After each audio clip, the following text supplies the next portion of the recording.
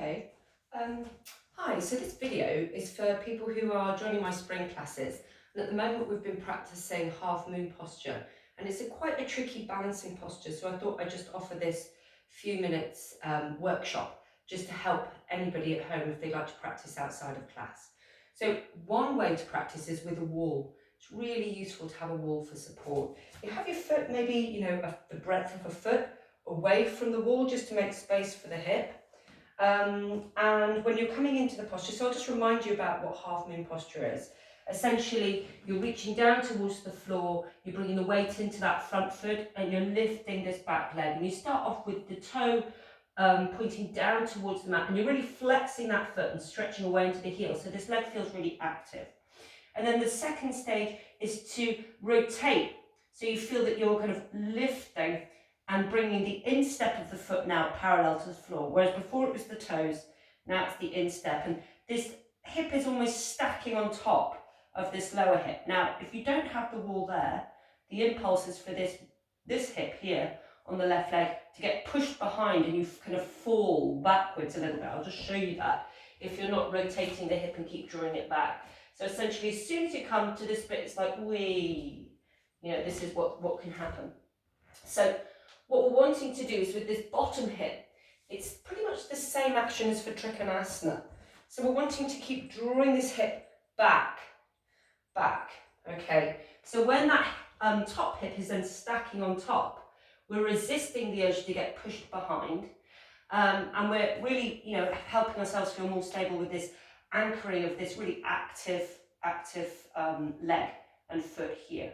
So when you've got the wall to hand, lucky if you do, this can be a really nice way to practice. And obviously for class, you may not be in a place where the wall is handy, but you might be able to, outside of class, find that. And then the second stage, so we've got first stage, second stage, you can kind of add on and just draw your hip back a little bit with your own hand. Now, you can see here, I'm kind of on my knuckles. I prefer, just to do with the length of my legs, I prefer to be up on fingertips. But if you have a block or a brick in the house, you can also use your block or your brick just to give you a little bit of extra height. So we've got foot flexed, then we're kind of rotating the hip, but we're rotating the foot so the instep's parallel to the floor, stacking that top hip, resisting and keep drawing that lower hip behind. And then the third stage, rotating the waist, navel hugging back, sort out my vest, and then extending the arm up. So you're really expansive into the heel of the lifted leg, into the fingers of the lifted arm, feeling expansive from the chest out. So it's like even pressure down into here, kind of pressure up here. Well, not really pressure, more kind of a sense of equal expansive quality. Yeah, lovely. And then the gaze can be down or to wherever feels most comfortable. With the wall, you can kind of pop the gaze anywhere quite easily. Then to come out, pop the hand down, bend into that front knee, lower leg, that leg down, and then come up. Okay.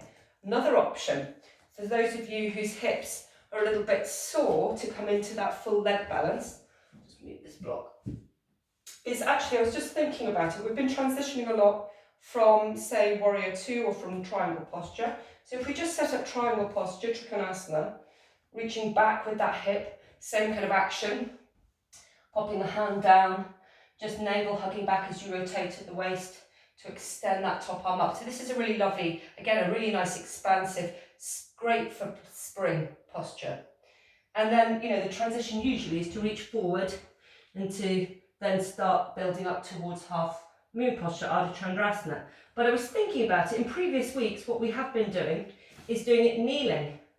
So there's also the option, the thing with the kneeling is you don't want to be against the wall really, because you can pivot that leg out and then stretch up.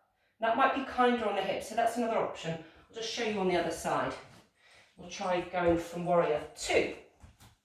So we've got Warrior 2 set up, making sure that that front knee is above the ankle. Check that the knee isn't kind of rolling in there. What you can do is lift the toes, pop the knee back, pop the toes back down. And then from here, we're going to be reaching forward, to come into that leg lift for Ardha Chandrasana. But again, you can reach forward, pop your knees down, and then from here, come into half moon posture. So if you're in class, I may not have the the time, especially if it's the shorter class, to cue that up for you.